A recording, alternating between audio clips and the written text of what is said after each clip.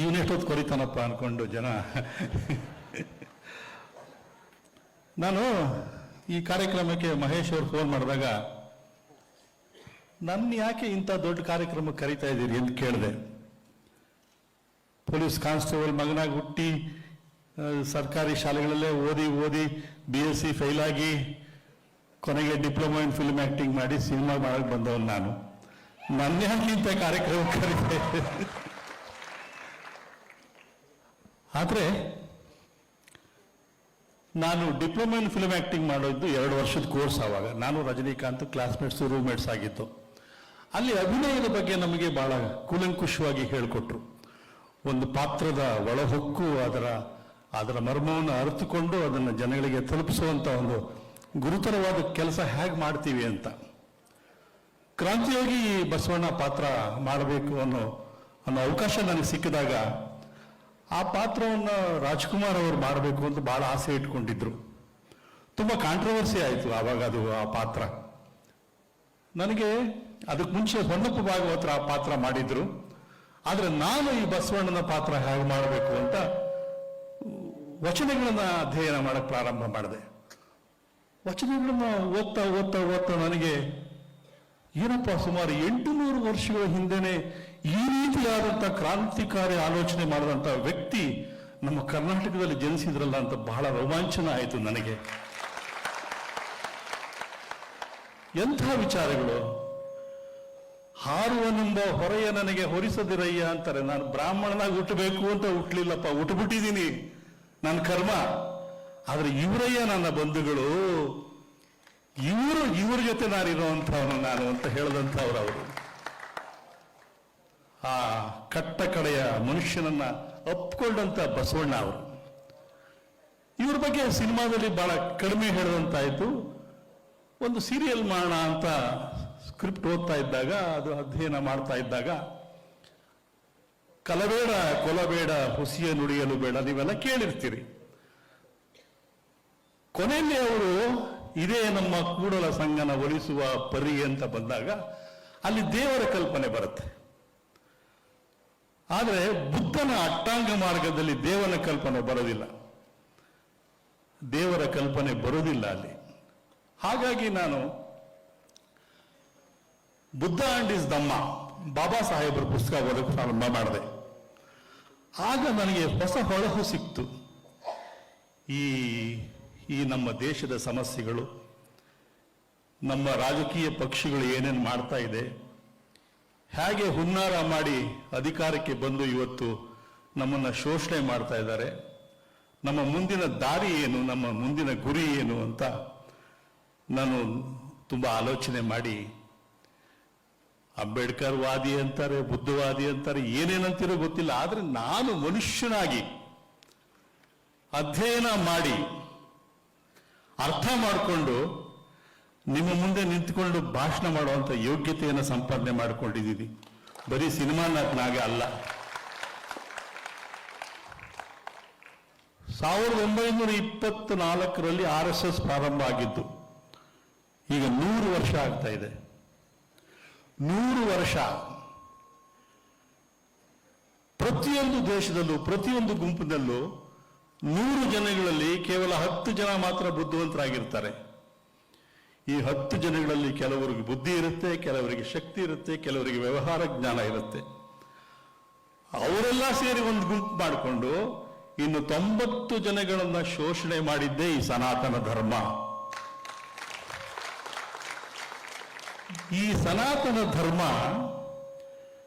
ಅವರು ಎಷ್ಟೊಂದು ಕಾಳಜಿಯಿಂದ ಅದನ್ನು ಉಳಿಸ್ಕೊಂಡು ಬಂದಿದ್ದಾರೆ ಅಂತಂದ್ರೆ, ತಮಗೆ ತಾವೇ ಈ ಭೂಲೋಕದ ದೇವತೆಗಳು ಅಂತ ಪಟ್ಟ ಕಟ್ಕೊಂಡ್ಬಿಟ್ರು. ಒಂದು ದಾರ ಹಾಕೊಂಡ್ಬಿಟ್ಟು ನಾವು ದೇವತೆಗಳು ಅಂದ್ಬಿಟ್ರು. ಆದರೆ ಅವರು ಜ್ಞಾನವನ್ನ ಪಡ್ಕೊಂಡ್ರು. ಆ ಜ್ಞಾನದ ಗುತ್ತಿಗೆ ಅವರೇ ಪಡ್ಕೊಂಡು, ನಾವು ಆ ಜ್ಞಾನವನ್ನ ಪಡಿಬಾರದು ಅಂತ ಹೇಳಿ ಕಾನೂನುಗಳನ್ನ, ದೇವರನ್ನ, ವೇದಗಳನ್ನ, ಉಪನಿಷತ್ತುಗಳನ್ನ, ಭಗವದ್ಗೀತೆಯನ್ನ ಸೃಷ್ಟಿ ಮಾಡಿದ್ರು. ನಾನು ಹಿಂದೆ ಒಂದ್ಸಾರಿ ಮಾತಾಡ್ತಾ ಹೇಳ್ತಾ ಇದ್ದೆ, ಸತ್ತ ರಾಜನ ತಿಥಿ ಮಾಡೋದು ಬ್ರಾಹ್ಮಣರೇ, ಗೆದ್ದ ರಾಜನಿಗೆ ಪಟ್ಟ ಕಟ್ಟೋದು ಬ್ರಾಹ್ಮಣರೇ. ಎರಡೂ ಕೆಲಸವನ್ನು ಅವ್ರು ಮಾಡಿ ಅಧಿಕಾರ ನಿರಂತರವಾಗಿ ಅವ್ರ ಕೈಯಲ್ಲೇ ಇರೋ ತರ ಮಾಡಿಕೊಂಡು ಸೈನ್ಯವನ್ನ, ಭಂಡಾರವನ್ನ, ಆಡಳಿತವನ್ನ ಅವ್ರ ಕೈಯಲ್ಲಿ ಇಟ್ಕೋತಾರೆ. ಅದು ಅವರ ಬುದ್ಧಿವಂತನ. ಯಾಕೆಂತಂದ್ರೆ ವಿದ್ಯೆನ ಅವರು ಅವ್ರ ಕೈವಶ ಮಾಡ್ಕೊಂಡ್ಬಿಟ್ಟಿದ್ರು. ನಮಗೆ ವಿದ್ಯೆ ಸಿಕ್ಕಿದ್ದು ಇತ್ತೀಚೆಗೆ 200-300 ವರ್ಷಗಳ ಹಿಂದೆಯಿಂದ ನಮಗೆ ವಿದ್ಯೆ ಸಿಗ್ತಾ ಇದೆ. ಹಿಂದೆ ಏನಾಯ್ತು ಬಿಡಿ, ಮುಂದೆ ಏನು ಮಾಡ್ಬೇಕು ನಾವೀಗ? ನಮ್ಮ ಮಕ್ಕಳಿಗೆ ಏನು ಭವಿಷ್ಯ ಇದೆ? ಯಾವ ಸಮಾಜಕ್ಕೆ ನಾವು ಈ ನಮ್ಮ ಮಕ್ಕಳನ್ನ ಬಿಟ್ಟು ಹೋಗ್ತಾ ಇದ್ದೀವಿ? ಕಳ್ಳರು, ಸುಳ್ಳರು, ಅತ್ಯಾಚಾರಿಗಳು, ಕೊಲೆಗಡಕರು ಇವತ್ತು ಶಾಸಕರಾಗ್ತಾ ಇದ್ದಾರೆ, ಸಂಸತ್ ಸದಸ್ಯರಾಗ್ತಾ ಇದ್ದಾರೆ, ಕಾನೂನುಗಳನ್ನ ಮಾಡ್ತಾ ಇದ್ದಾರೆ. ನಾವು ನೋಡ್ಕೊಂಡು ಸುಮ್ಮನೆ ಇದ್ದೀವಿ. ಅಧ್ಯಯನ ಮಾಡಬೇಕು,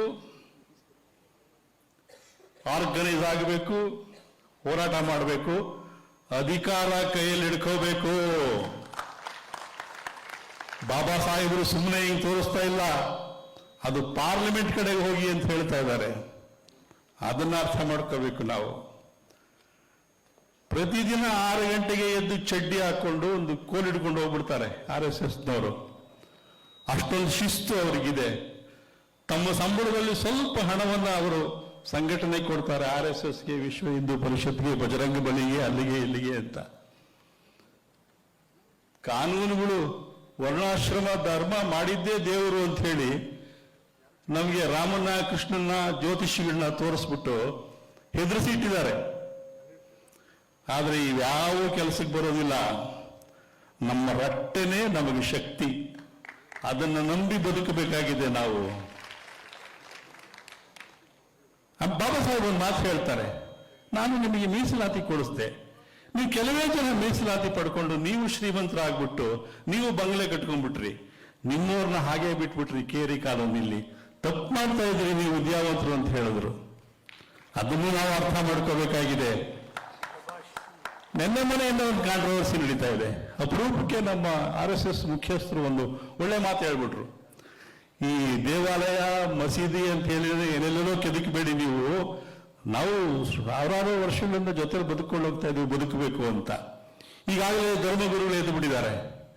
ಇದು ಯಾರು ನಮ್ಗೆ ಅವರು ಹೇಳಕ್ಕೆ? ಅವರಲ್ಲ, ಕಾನೂನು ಮಾಡೋದು ನಾವು. ಧರ್ಮದ ಕಾನೂನು ಮಾಡೋದು ನಾವು. ನಮ್ಮ ಮಾತನ್ನ ಅವ್ರು ಕೇಳಬೇಕು ಅಂತ ಹೇಳ್ತಾ ಇದ್ದಾರೆ. ಹೀಗೆ ಧರ್ಮದ ಅಪೀಮಿನ ಮೂಲಕ, ಧರ್ಮದ ಹೆಂಡದ ಮೂಲಕ ನಮ್ಮನ್ನ ನಿಯಂತ್ರಣ ಮಾಡಿ ಅವರ ಅಧಿಕಾರದಲ್ಲೇ ಇದ್ದಾರೆ. ಆ ಮೂರ್ಖ ಅಮಿತ್ ಶಾ ಅಲ್ಲಿ ನಿಂತ್ಕೊಂಡು ಆ ಮಾತಾಡಬೇಕಾದ್ರೆ ಅಂಬೇಡ್ಕರ್ ಅನ್ನೋದ್ ಬದಲು ದೇವರ ಹೆಸರು ಹೇಳಿ ಸ್ವರ್ಗ ಸಿಗುತ್ತೆ ಅಂತ ಅಂದ್ರೆ ಅವನಿಗೆ ಅಧಿಕಾರದ ಮದ ಆ ಪದಗಳನ್ನು ಅವನ ಬಾಯಿಂದ ಆಡಿಸ್ತಾ ಇದೆ. ಆ ಮದವನ್ನು ಅಳಿಸಬೇಕು ಅಂದ್ರೆ ನಾವು ಅಧಿಕಾರಕ್ಕೆ ಬರಬೇಕು.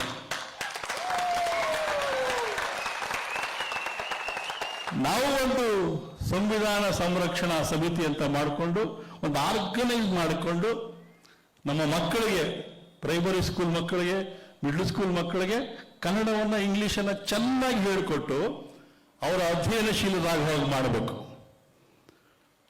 ಅವರು ಉಪನಯನ ಮಾಡಿ 8 ವರ್ಷಕ್ಕೆ ಮಕ್ಕಳನ್ನ ಗುರುಕುಲಕ್ಕೆ ಕಳಿಸ್ತಾ ಇದ್ರು. ವಿದ್ಯೆಗೆ ಅಷ್ಟೊಂದು ಬೆಲೆ ಕೊಟ್ಟು ಈಗಲೂ ಅವರು ಇವತ್ತು IAS, IPS ಅವೆಲ್ಲ ಮಾಡುವಂಥವ್ರು ಬ್ರಾಹ್ಮಣರ ಮಕ್ಕಳೇ. ಇವತ್ತು ಅಧಿಕಾರದಲ್ಲಿರೋದಲ್ಲ ಅವರೇ. ನಾವ್ಯಾಕೆ ಹಿಂದೆ ಇದ್ದೀವಿ? ನಮ್ಮನ್ನ ಜಾತಿ, ಉಪಜಾತಿ, ಒಳಜಾತಿ ಅಂತ ಮಾಡಿ ಒಡೆದಿಟ್ಬಿಟ್ರು ನಮ್ಮನ್ನ. ನಾವು ಒಂದಾಗಿ ಬಿಡ್ಲೇ ಇಲ್ಲ. ನಾವು 80% ಜನ ಇದ್ದೀವಿ. ಇದೀವಿ ಅಷ್ಟೇ, ಕುರಿಗಳ ತರ ಇದ್ದೀವಿ.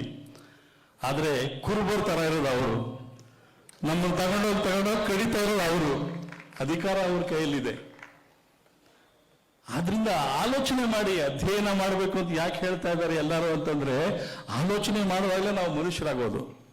ಪುಸ್ತಕದ ಓದು ಮಸ್ತಕದ ಮಣಿ ಸುಮ್ಮನೆ ತಲೆ ಮೇಲೆ ಇಟ್ಕೊಂಡು ತಿರುಗೋದಲ್ಲ. ಪುಸ್ತಕನ ಏನ್ ಬರೆದಿದ್ದಾರೆ, ಏನು ಅನುಭವಿಸಿದ್ದಾರೆ ಬಾಬಾ ಸಾಹೇಬರು, ಅಂತ ಮಹಾತ್ಮರು ಏನೇನು ಹೇಳಿದ್ದಾರೆ ಅಂತ ಅಧ್ಯಯನ ಮಾಡಿ ಅರ್ಥ ಮಾಡಿಕೊಂಡು ಗಟ್ಟಿ ಕಾಳುಗಳಾಗ್ಬೇಕು. ನಾವು ಗಟ್ಟಿ ಕಾರ್ಯಕರ್ತರಾಗಬೇಕು. ಇದು ಈ ತರ ತುಂಬಾ ಸಭೆಗಳಲ್ಲಿ ನಾವು ಸೇರಿ ವಿಚಾರ ಸಂಕಿರಣ ಮಾಡಿ ಬೆಳಿಬೇಕಾಗಿದೆ. ಬೆಳೆದು ಅಧಿಕಾರ ಸ್ಥಾನಕ್ಕೆ ಬಂದು ನಮಗೆ ಏನೇನು ಸಿಕ್ಕಬೇಕು ಸೌಲಭ್ಯಗಳನ್ನು ನಾವು ಪಡ್ಕೋಬೇಕು. 75-76 ವರ್ಷ ಆದ್ರೂ ಸ್ವಾತಂತ್ರ್ಯ ನಮಗಿನ್ನೂ ಅನ್ನ, ಬಟ್ಟೆ, ನೀರು, ನೆರಳು, ಉದ್ಯೋಗ, ಆರೋಗ್ಯ ಎಲ್ಲರಿಗೂ ಸಿಗ್ತಾ ಇಲ್ಲ. ಮೂಲಭೂತ ನಾವು ಬೇಕಾಗಿರೋದು ಅದು. ಯಾವ ಧರ್ಮಗುರುನು ಯಾವ ಮಠಾಧೀಶ್ವರನು ಊಟ ಮಾಡದೇ ಇಲ್ಲ. ಊಟ ಮಾಡಬೇಕು, ಉಮಾಹೆ ಮಾಡಲೇಬೇಕು ಅವನು ಬದುಕಬೇಕಾದ್ರೆ. ಅದನ್ನ ಮಾಡ್ತಾ ಇರೋರು, ಅವ್ರಿಗೆ ಅನ್ನ ಕೊಡ್ತಾ ಇರೋಂಥವ್ರು ನಾವು. ನಮ್ಮ ಬೆಳೆಗೆ ಬೆಲೆ ಕಟ್ತಾ ಇರೋರು ಅವರು. ನಾವು ಶ್ರಮಜೀವಿಗಳು, ನಮ್ಮ ಶ್ರಮದಿಂದ ಅವರು ಬದುಕ್ತಾ ಇದ್ದಾರೆ. ಅದಾಗಬಾರ್ದಲ್ವಾ? ನಾವು ಈಗ ಸಂಘಟಿತರಾಗಬೇಕು. ಹೇಗೆ ಸಂಘಟಿತರಾಗಬೇಕು ಅಂತಂದ್ರೆ, ಅಧ್ಯಯನ ಮಾಡ್ತಾ ಮಾಡ್ತಾ ಮಾಡ್ತಾ ಮಾಡ್ತಾ ನಾವು ವಿದೇಶಿಯರಾಗಬೇಕು. ಆರೋಗ್ಯನ್ಸ್ ಕೆಲಸಕ್ಕೆ ಬರೋದಿಲ್ಲ. ಅವ್ರು ಮಾಡೋ ಅವಮಾನನ ಒಳಗಡೆ ಇಟ್ಕೊಂಡು ಅದನ್ನ ಕೆಲಸ ಮಾಡಬೇಕು. ನಾವು ಕತ್ತಿ ತರ ಮಸಿಬೇಕು. ಅದನ್ನ ಅಧಿಕಾರಕ್ಕೆ ಬಂದಾಗ ಅದನ್ನು ಅವ್ರಿಗೆ ವಾಪಸ್ ಕೊಡಬೇಕು. ಆ ದಾರಿ ಹೇಗೆ ಅಂತ ಆಲೋಚನೆ ಮಾಡಬೇಕು. ನಾವೀಗ ಅಧಿಕಾರಕ್ಕೆ ಬರೋದು ಹೇಗೆ ಅಂತ ಆಲೋಚನೆ ಮಾಡಬೇಕಾಗಿದೆ. ಅಧಿಕಾರ ನಮ್ಮ ಕೈಯಲ್ಲಿ ಬರೋ ತನಕ ಅದನ್ನ ಬಗ್ಸಕ್ಕಾಗೋದಿಲ್ಲ ನಾವು. ಅದೇ ನಿಟ್ಟಿನಲ್ಲಿ ಅವರು ಯೋಚನೆ ಮಾಡ್ತಾ ಇರ್ತಾರೆ. ಅದೇ ನಿಟ್ಟಿನಲ್ಲಿ ಸದಾ ಯೋಚನೆ ಮಾಡ್ತಿರ್ತಾರೆ. ಹೇಗೆ ಇವ್ರನ್ನ ಮುರಿಯೋದು, ಹೇಗೆ ಇವ್ರನ್ನ ತುಳಿಯೋದು, ಹೇಗೆ ನಾವು ಅಧಿಕಾರದಲ್ಲೇ ಉಳಿಯೋದು ಅಂತ ಅವ್ರ ಆಲೋಚನೆ ಮಾಡ್ತಾನೆ ಇರ್ತಾರೆ. Eat cricket, drink cricket, sleep cricket ಅಂತಾರಲ್ಲ, ಹಾಗೆ ನೀವು ಅಷ್ಟೇ ಆಲೋಚನೆ ಮಾಡ್ಬೇಕು. ಹೇಗೆ ನಾವು ಅಧಿಕಾರಕ್ಕೆ ಬರೋದು, ಹೇಗೆ ನಮ್ಮ ಸಹೋದರ ಸಹೋದರಿಯರಿಗೆ ನಾವು ಅನ್ನ, ಬಟ್ಟೆ, ನೀರು, ನೆರಳು, ವಿದ್ಯೆ, ಆರೋಗ್ಯ ಎಲ್ಲ ಕೊಡೋಕೆ ಸಾಧ್ಯ ಅಂತ ಸದಾ ಆಲೋಚನೆ ಮಾಡಬೇಕು. ಆ ರೀತಿ ಗಟ್ಟಿ ಕಾಳಿಗಳಾಗಿ ನೀವು ಬೆಳೀಬೇಕು. ನಮಗೆ ಗೊತ್ತಿರೋ ಅಲ್ಪ ಜ್ಞಾನದಲ್ಲಿ ನಾವು ನಿಮಗೆ ಮಾರ್ಗದರ್ಶನ ಮಾಡ್ತೀವಿ. ಆದರೆ ಜವಾಬ್ದಾರಿ, ದೇಶದ ಭವಿಷ್ಯ ನಿಮ್ಮ ಮೇಲಿದೆ. ನೀವು ಜವಾಬ್ದಾರಿ ವಹಿಸಿಕೊಂಡು ಒಳ್ಳೆ ಕೆಲಸ ಮಾಡಿ. ಎಲ್ರಿಗೂ ಒಳ್ಳೆಯದಾಗಲಿ. ಜೈ ಭೀಮ್.